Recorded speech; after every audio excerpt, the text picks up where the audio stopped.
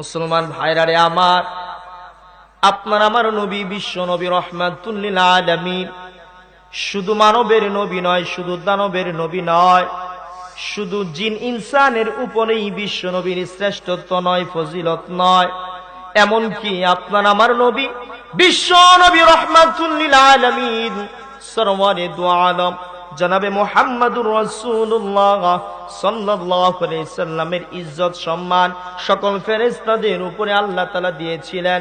শুধু ফেরেশতাদের, সাধারণ ফেরেশতাদের উপরেই শ্রেষ্ঠত্ব দান করেন নাই, সকল ফেরেশতাদের সরদার রাইসুল মালায়েকা হযরতে জিবরাইল আলাইহিস সালাতু ওয়াস সালামের উপরেও আল্লাহ তাআলা শ্রেষ্ঠত্ব দান করেছিলেন। এটা প্রমাণ করতে যাইয়াই মেরাজের রজনীতে হযরতে জিবরাইল আলাইহিস সালাতু ওয়াস সালাম মক্কাতুল মুকাররমা থেকে বিশ্ব নবীকে সাথে লইয়া বাইতুল মুকাদ্দাস গেলেন। সেখান থেকে প্রথম, দ্বিতীয়, তৃতীয়, চতুর্থ, পঞ্চম, ষষ্ঠ, সপ্তম আসমান ভেদ করে সব কয়টা জান্নাত জাহান্নাম বিশ্ব নবীকে প্রদর্শন করাইয়া সর্বশেষ বর্ডার সিদরাতুল মুনতাহায় যাইয়া হযরতে জিবরাইল বলেন, রাসূল গো, এখান থেকে আর এক কদম আমি সামনে অগ্রসর হতে পারবো না, এখান থেকে আল্লাহ পর্যন্ত আপনাকে একাই যাইতে হবে। বিশ্বনবী ডাক দিয়ে বললেন, ভাই জিবরাইল, কেন কেন এত দূর পর্যন্ত তুমি আমাকে নিয়ে আসলা? আরে বাকি পথটুকু আমাকে কেন একা যাইতে হবে? হযরতে জিবরাইল জবাবে বলেছিলেন, নবী গো, এই পর্যন্তই আমার জন্য হুকুম আছে, এই পর্যন্তই আমি আসার মতো আল্লাহর পক্ষ থেকে পারমিশন আছে। আর যদি এক কদম আমি সামনে অগ্রসর হওয়ার চেষ্টা করি, ইয়া রাসূলুল্লাহ, সে আল্লাহর ইজ্জতের কসম যে আল্লাহর হাতে আমার জিবরাইলের জীবন মরণ, আমি যদি আর এক কদম সামনে অগ্রসর হওয়ার চেষ্টা করি, এই যে আমার শরীরের মধ্যে আপনি 600 পাখা দেখছেন, 600 নূরের ডানা দেখতেছেন, যে নূরের ডানার একটা ডানার এক কোনা বিন্দু দ্বারা যদি পৃথিবীর এক প্রান্ত থেকে আঘাত করা হয়, চোখের পলক পড়ার আগে আগে পৃথিবীর অন্য প্রান্ত গিয়ে হযরতে জিবরাইল উপস্থিত হয়ে যায়। এত পাওয়ারওয়ালা, ক্ষমতাওয়ালা এই 600 নূরের ডানা নবী গো, আমি যদি আর একটা মুহূর্ত এক কদম সামনে অগ্রসর হওয়ার চেষ্টা করি, তাইলে আল্লাহর নূরের তাজাল্লি লেগে আমার এই 600 নূরের পাখা মুহূর্তের মধ্যে জ্বলে পুড়ে ছাই হয়ে যাবে। মুসলমান ভাইরা রে আমার, এ যুবক বন্ধুরা, বৃদ্ধ বাবাজিরা, এখানে একটা প্রশ্নের জবাব স্পষ্ট হয়ে যায়। আমার দেশের কিছু আবাল পাবলিকের দল আছে যারা নবীজিকে মাটির তৈরি মানতে রাজি হয় না, কথা ঠিক না ভাই? তারা ঝগড়া করে, নবী কি নূরের তৈরি না মাটির তৈরি? তারা বলে নবীজি নূরের তৈরি। আমি বন্ধু তোমাদেরকে বলতে চাই, হযরতে জিবরাইল আলাইহিস সালাতু ওয়াস সালাম কিসের তৈরি ছিলেন? মাটি না নূর? জোরে বলতে হবে, মাটি না নূর? সকল ফেরেশতারা নূরের তৈরি, হযরতে জিবরাইল নূরের তৈরি ছিলেন। তারা এখানে আয়েশা জবাব দেয়, বিশ্ব নবী যদি মাটির তৈরি হইতো, তাইলে উনি মেরাজের রজনীতে আল্লাহ পর্যন্ত কেমনে গেছে? আল্লাহ নূরের তাজাল্লি লাইগা মাটির তৈরি মানুষটা পুরে ছাই হয়ে যাইতো। আমি বলতে চাই মুসলমান, যদি নূরের তাজাল্লি লাইগা মাটির তৈরি মানুষ হইলে যদি নবী পুরে যাইতো, তাইলে জিবরাইল তো নূরের তৈরি। জিবরাইল কেন বললেন আমি আর এক কদম সামনে যাইতে পারবো না? তাইলে আল্লাহর নূরের তাজাল্লি লেগে আমার সমস্ত পাখাগুলো পুরে ছাই হয়ে যাবে। জীবনে কি কোনোদিন শুনেছেন আগুন দিয়া বন্ধু আগুনকে জ্বালানো যায়? কখনোই সম্ভব নয়। অতএব বোঝা গেল আল্লাহর নূর কিংবা মাটির সাথে এখানের কোনো সম্পর্ক নয়। আল্লাহ রাব্বুল আলামিন সিদরাতুল মুনতাহা থেকে বিশ্ব নবীকে আল্লাহ পর্যন্ত নিয়ে গেছেন, জিবরাইল যাইতে পারে নাই। এখানে নূর আর মাটির কোনো সম্পর্ক না। প্রকৃত হিকমত হলো আল্লাহ তাআলা বুঝাইতে চান, এরে জিবরাইল, আমি তোমাকে বানাইছি সকল ফেরেশতাদের সরদার, তুমি আমি আল্লাহর কাছে বড় পেয়ারা একটা বান্দা, তোমাকে আমি বড় মোহাব্বত করি, ইজ্জত সম্মান দান করেছি।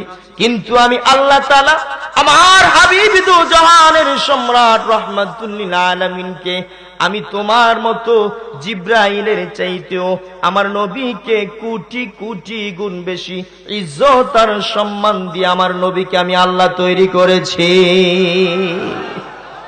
বিশ্ব নবীর চাইতে হযরতে জিবরাইলের চাইতে বিশ্বনবীকে আল্লাহ পাক ইজ্জত আর সম্মান দিবেন বলেই সেই জায়গাতে গিয়া জিবরাইলের জন্য স্টপ, আর এক মুহূর্ত সামনে যাইতে পারলো না। আর আপনার আমার নবীকে বাকি পথটুকু আল্লাহ পাক নিয়ে নিয়েছেন। হে আমার ভাইয়েরা, যারা বলতে চান নবীজিকে নূর দিয়ে তৈরি করছেন, এই জন্যই আল্লাহ পর্যন্ত যাইতে পারছে, যদি এটাই বাস্তব হইতো তাইলে জিবরাইল আল্লাহ পর্যন্ত যাইতে পারতেন। কথা ঠিক না ভাই? ঠিক।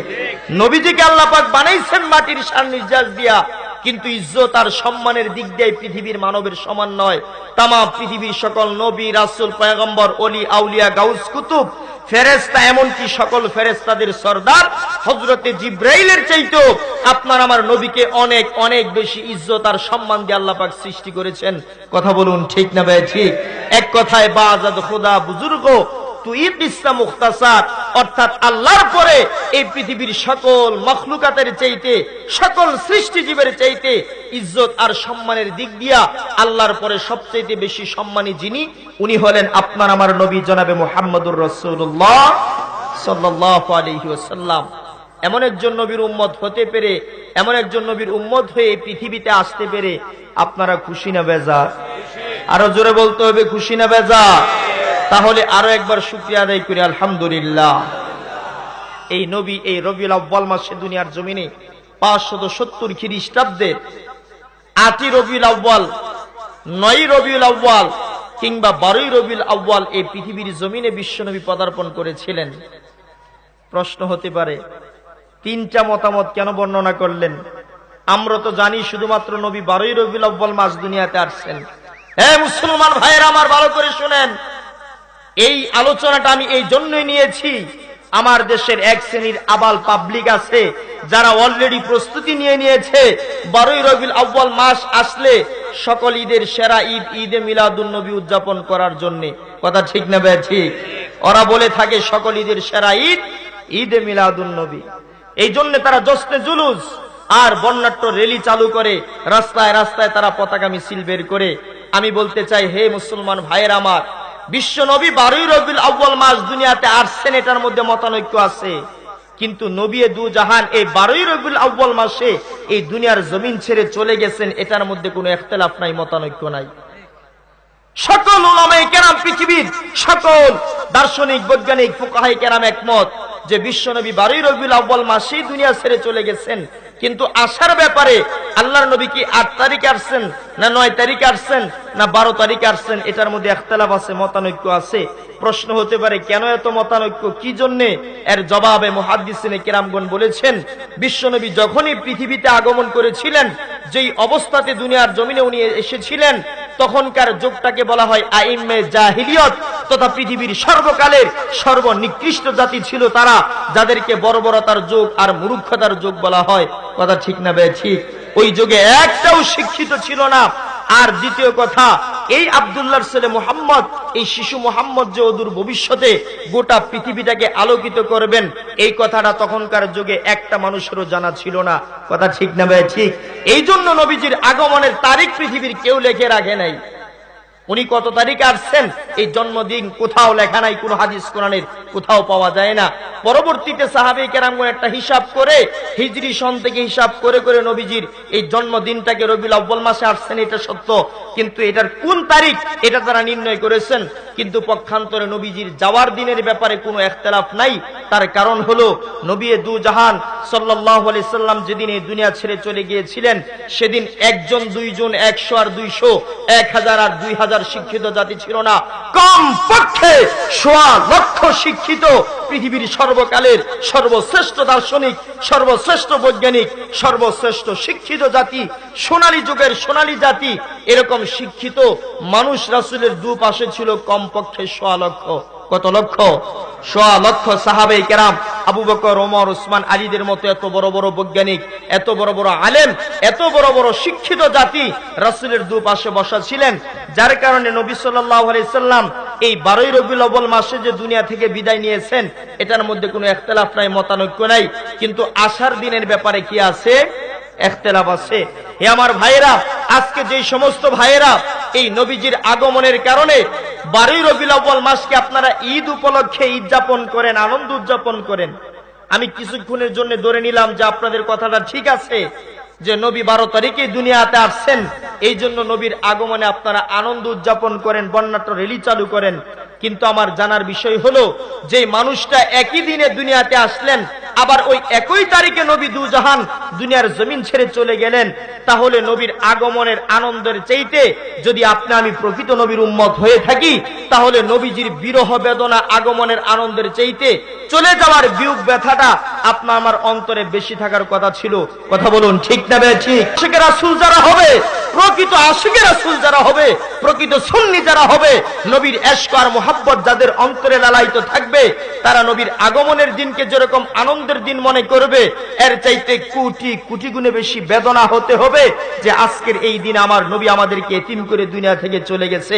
কিন্তু বড় আফসোস, বড় পরিতাপের বিষয়, আজকের এই রবিউল আউয়াল মাসের 12 তারিখকে কেন্দ্র করে যারা নবীর ইশক আর মুহাব্বতের ঠেলায় ঘর থেকে বের হয়ে রাস্তায় রাস্তায় এরকম ভাবে বর্ণাঢ্য র্যালি চালু করে, আর জশ্নে জুলুস আর ঈদে মিলাদুন নবীর নামে যারা পতাকা মিছিল বের করে, তারাও কিন্তু জানে যে 12 রবিউল আউয়াল মাস যেমন নবী দুনিয়াতে আসছেন, আবার এই দিনে নবী দুনিয়া ছেড়ে চলেও গেছেন।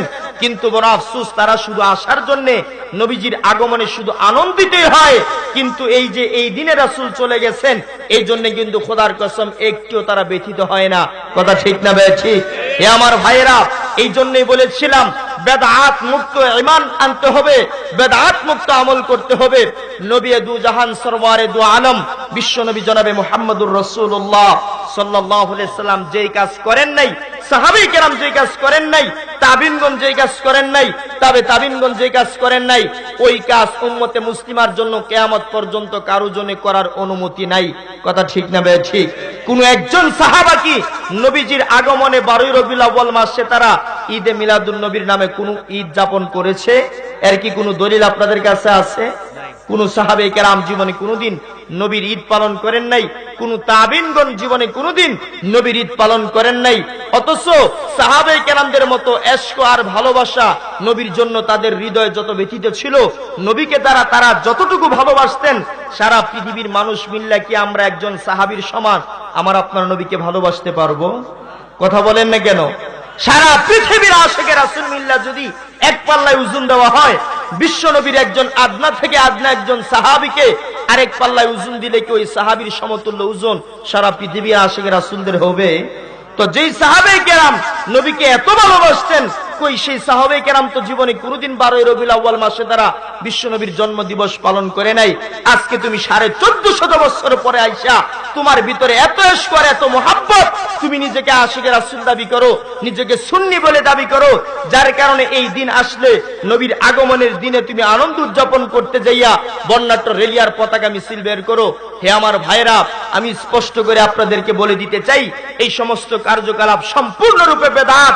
আর এই বেদাত মুক্ত বেদাত যুক্ত আমল করে যারা দুনিয়ার জমিন থেকে বিদায় হবে, কিয়ামতের কঠিন ময়দানে নিঃসন্দেহে বিশ্বনবী তাদের পক্ষে সুপারিশ করবে না। জোরে বলুন নাউজুবিল্লাহ।